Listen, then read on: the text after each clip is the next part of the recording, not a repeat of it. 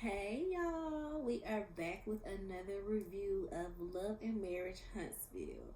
And y'all, this episode was such a mess. Everybody is mad at everybody. Everybody is telling everybody business or telling somebody off.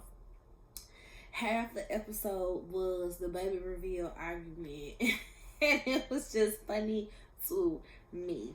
I feel like I have so many notes from this episode. I'm guessing just mainly because of the argument, because it was a lot that went on with that argument. But I feel like I have so many notes from this episode. So we're gonna see how long this video is. So this episode starts with the baby reveal actually starting. Late in the mug. Everybody's there at this point. And Tisha is walking in. Tisha is late, but she's on time with this program for the baby reveal because they just not getting started. So they have this back and forth of, oh, I didn't know you were coming. You didn't RSVP, yada, yada, yada, blah, blah, blah. Tisha gets to the table and it is radio silent, y'all. So she's just like, okay, this is awkward. Like, why ain't nobody talking? Y'all need to talk. It's supposed to be a joyous occasion. Did I miss any games or anything? What's going on? We supposed to be talking. So Kimmy and the girls kind of pipe up like, well, we was talking, but we was talking about the expo. So, we was just saying, basically Kimmy is telling her they need to have a debrief session. Like, everybody get to air out their thoughts, opinions, concerns about the expo. And Tisha said, I don't need no more feedback. I don't need no more feedback. I got enough feedback. I don't need no more feedback. And Nell says, from the Fletchers. From the Fletchers. And Kimmy was like, okay, I heard y'all had a problem. So Nell fills them in about why she's mad. We've been in North Huntsville for 30 years. And she said that she would invite us to she told us personally that she would invite us to the expo, but we never got an invite to the expo, period, or to speak. So, like I told y'all, Nell is trying to get casted. Nell is trying to be on the intro screen because she is doing so much. The most, y'all. Nell is just turning up left and right.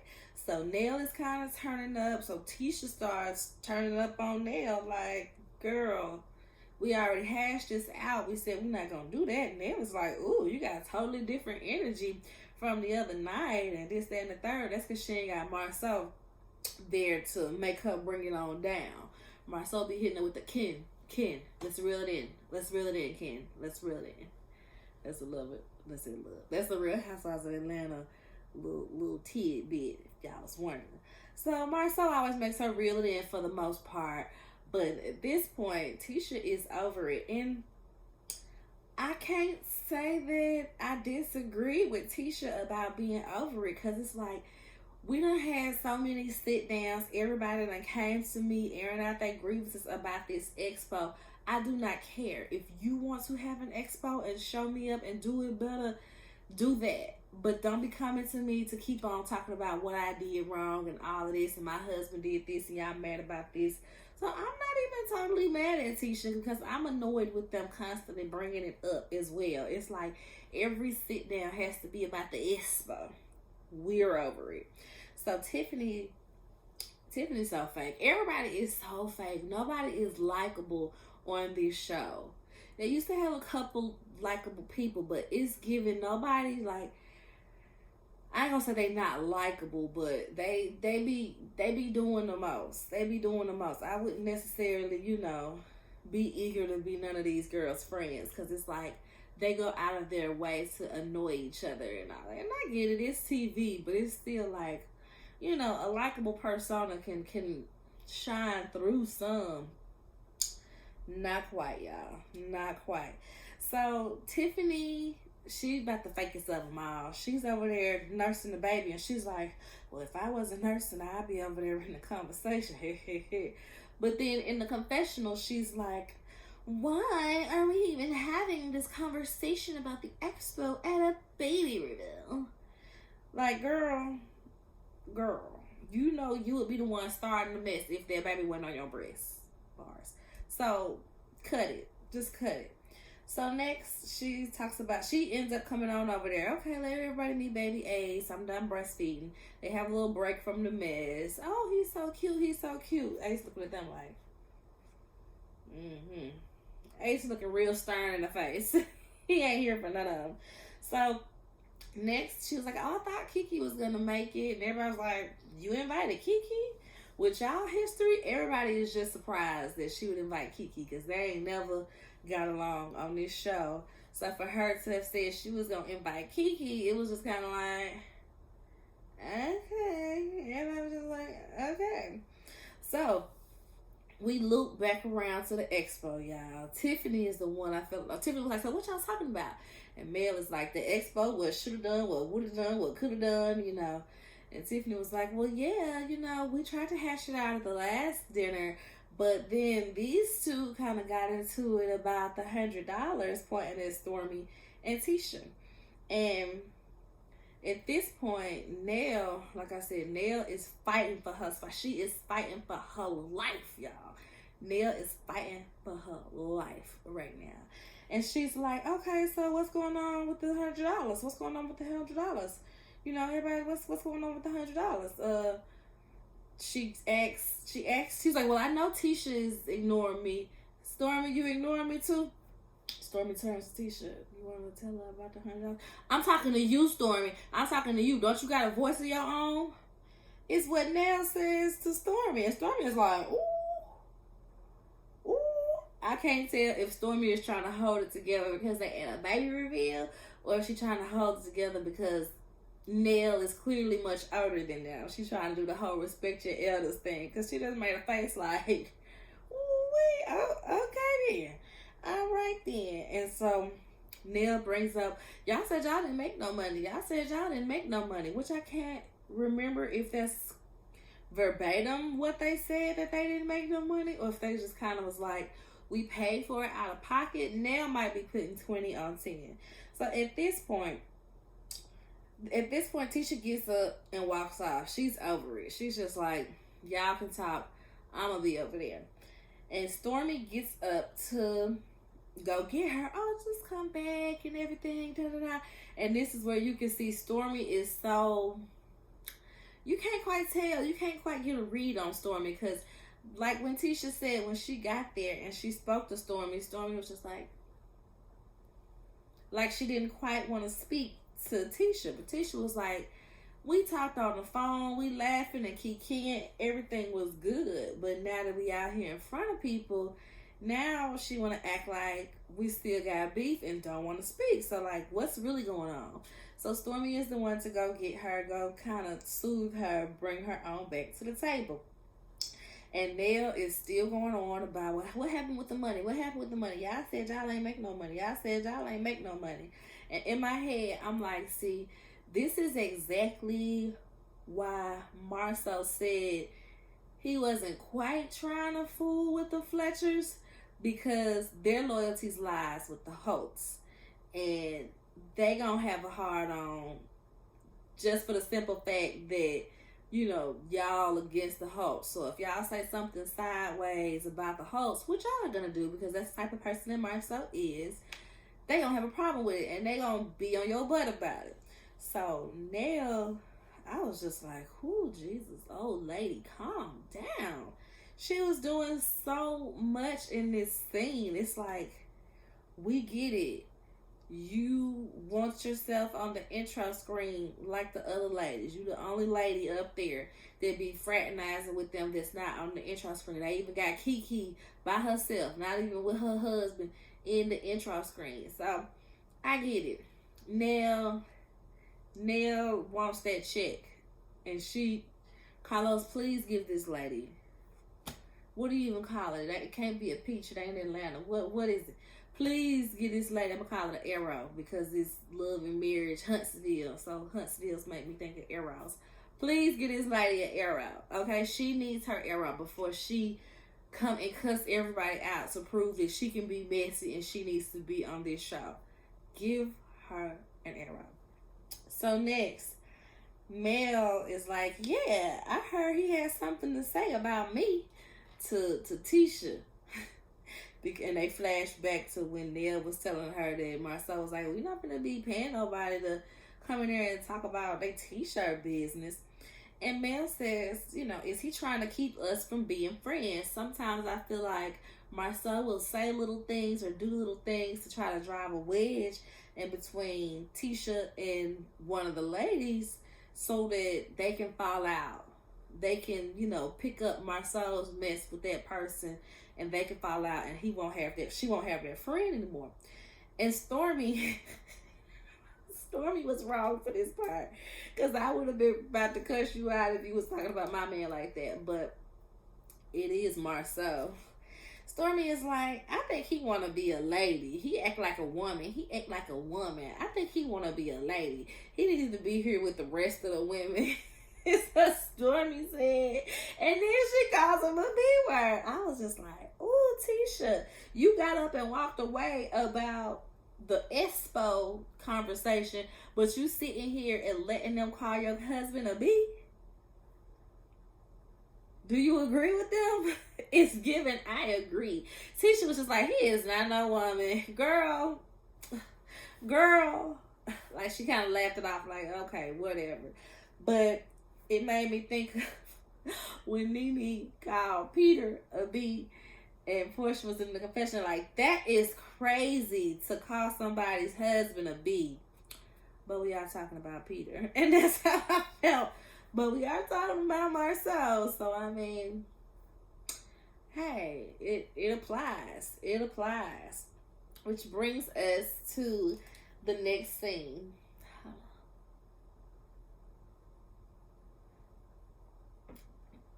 Okay. So, the next scene, we see the other Scotts, Kimmy and Maurice. And they're going into this building.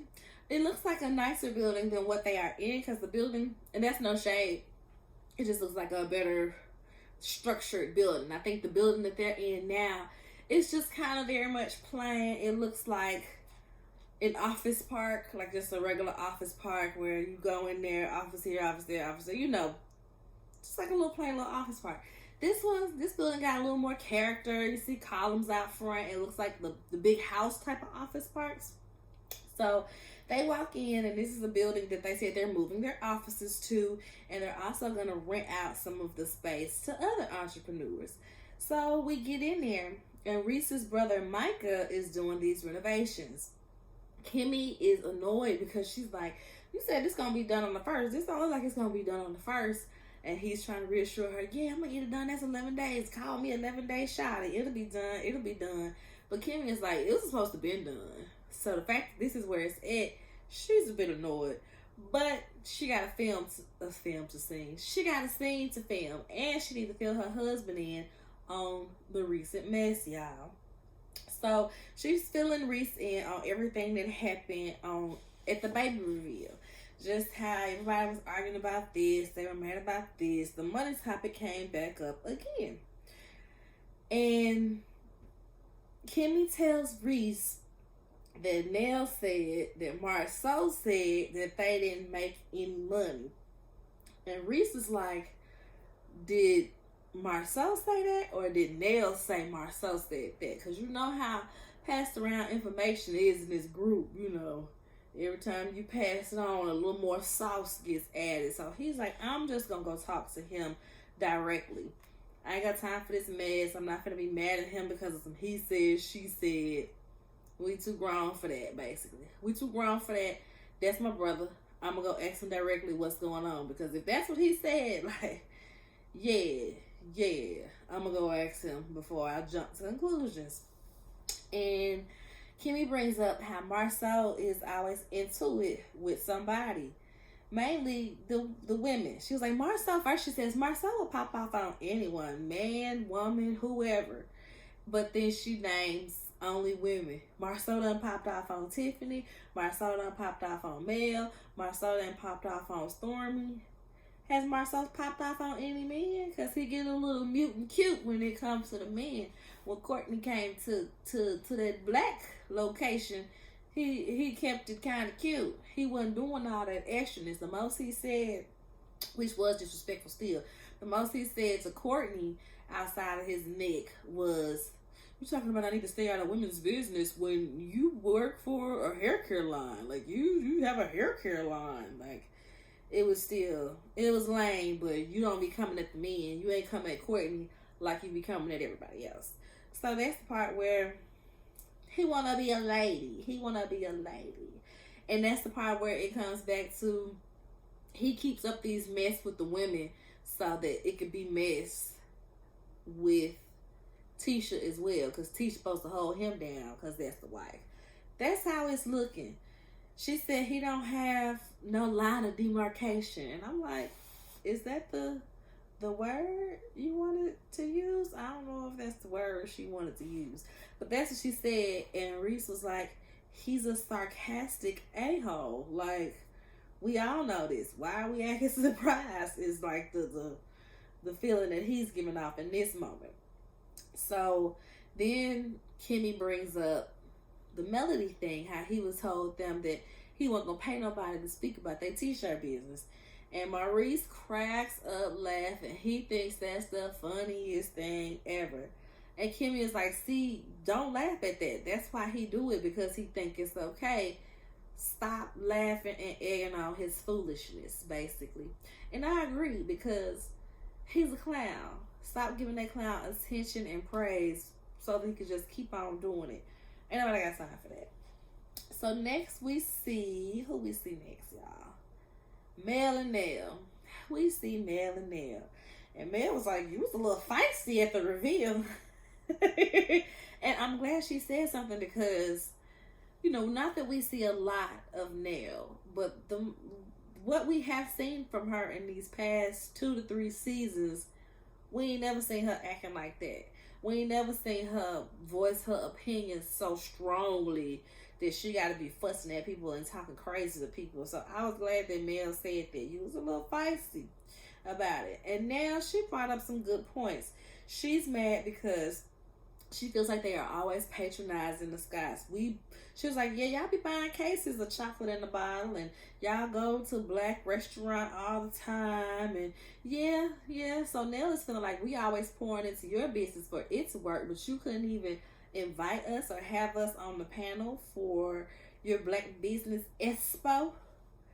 Like, it felt like a slap in the face. I could see that. She just was turning up so hard, y'all.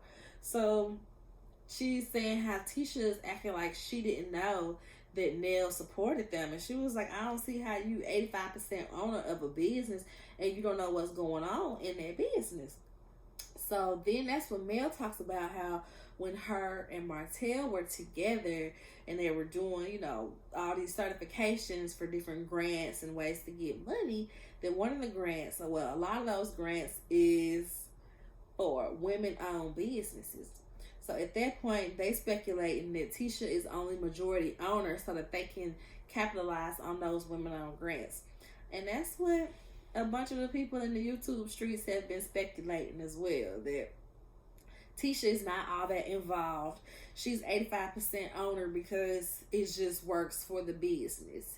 And I think her story on why she was 85% owner is because when Martell left Scope, when he was ready to leave Scope, the company that they started together, then she was the one who had the money to buy him out.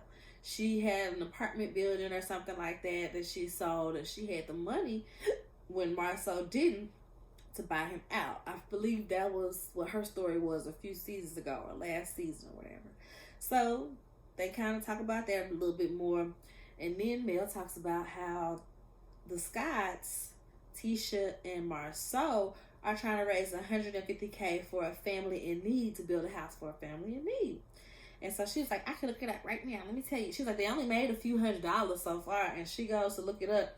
And then she says, oh, they got me blocked, so I can't even see it. He got me blocked. And Manel was like, what? He got you blocked? Wait, what? He got you blocked? She was like, well, I blocked them too.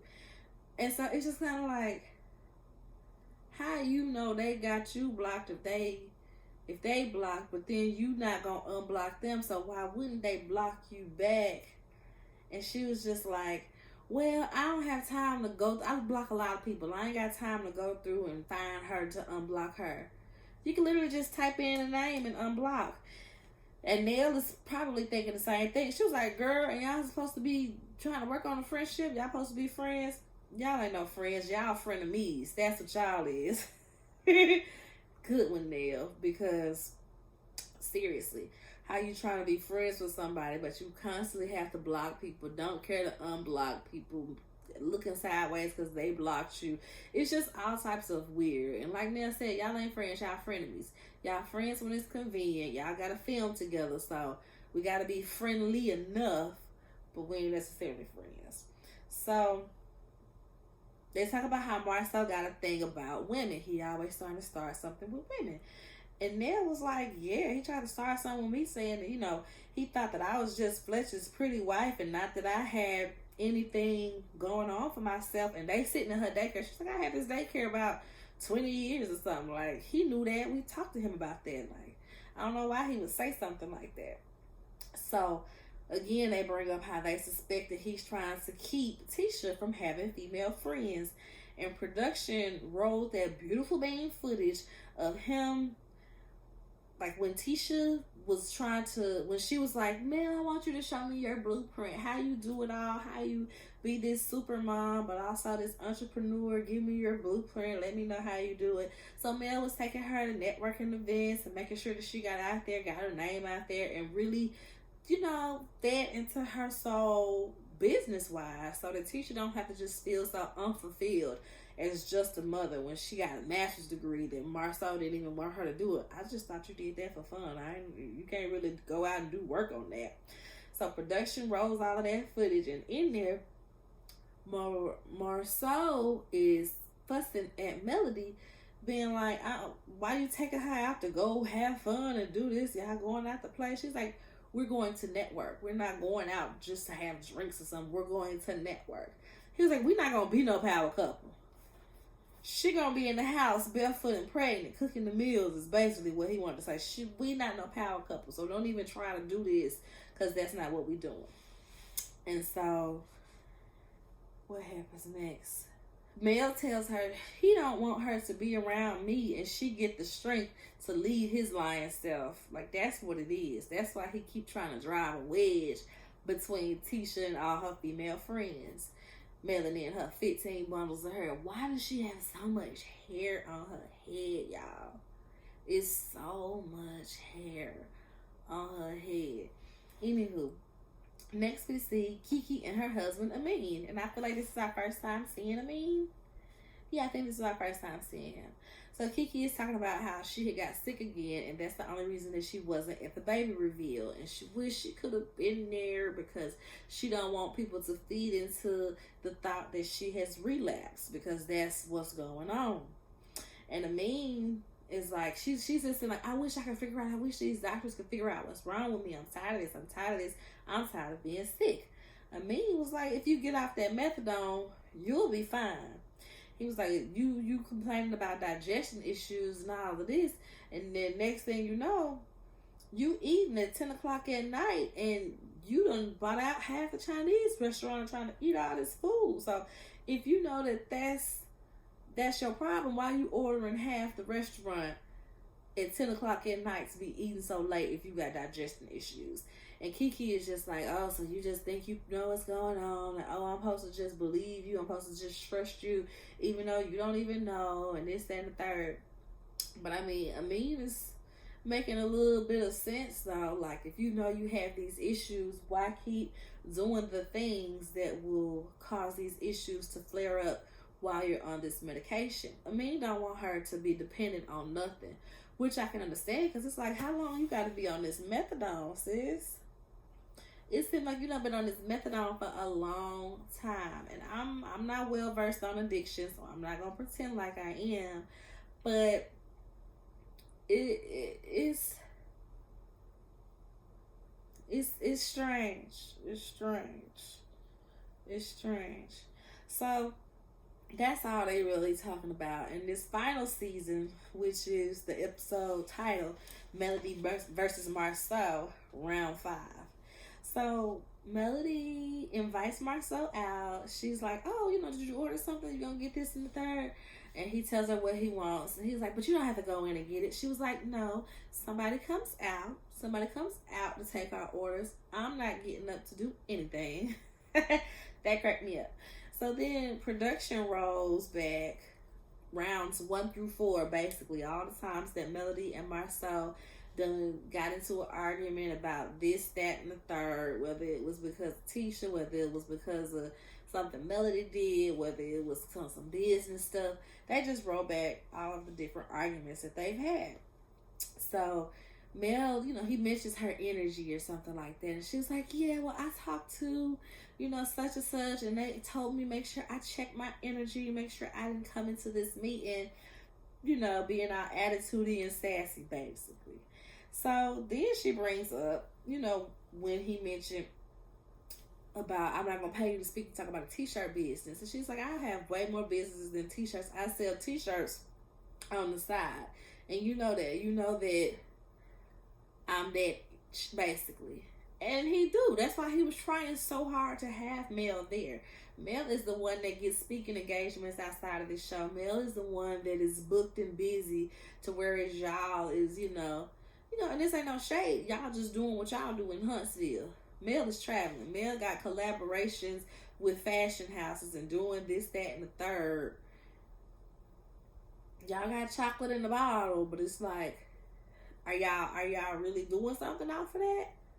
Do people know that? Are you really selling out chocolate in the bottle? What's really happening for you to be trying to down Mel about her t-shirts? And he basically was like, well, when I mentioned the t-shirts, I wasn't directly talking about you. I never mentioned your name. And he was like, I don't value that business. She was like, what? You don't value merch? Basically, you don't value having merch? He was like, no, I don't hold it in high value. And she's like, but you sell merch too. You got t-shirts and this and that. How you don't hold it in high value if you in this business? I'm just trying to do it to make money, is what he says. And it was just so stupid of him to say that, because it's like, so what are you saying about the people that buy your merch? Tell us how you really feel. Do you think that people that buy your black t-shirts or whatever else t-shirts or whatever else merch you got, do you feel like they foolish because they buying merch because you don't hold that in high value? When that's a direct way for you and your fan base to, you know what I mean, to coincide in a way. So yeah, it was just crazy him to say that. So Mel is laughing. She's like being all extra, laughing. And then it might, it's outside. Something might have gotten her eye, or she might have just been crying, laughing. So she gets to like wiping her eye at one point. And he's like, don't cry, Mel. Don't cry. I'm sorry. Don't cry. And she looking at him like, are you crazy? I'm not crying over you. Ain't nobody crying about you, Marsau. Not even Tisha when she leave yours. That made me laugh. Tisha ain't even gonna cry for you when she leave you. He was like, why would you say that? Why would you want her to leave me? You want my kids to grow up in a single parent household and this, that, and the third? Melody is like, I'm not saying I want her to leave you. I'm just saying I got a feeling. I got a feeling that she gonna leave you. And that made me laugh so hard. She was basically like, that's why you don't want her around me. Because you think she gonna get the strength to get up and leave you. Like, you trash. We all see you trash. Tisha's starting to see you trash. That's why you didn't want her to have her own means. This is me. That's why you didn't want her to have her own means of making money, of status, of having friends. Because the more of that she accumulates, the more she can stand on her own, the more she can see, you ain't talking about nothing like that. So yeah, it cracked me up right there. And that's the end of the episode. So we'll see what they get into next week, y'all. And perfect timing because my mama is calling. Bye. See you later.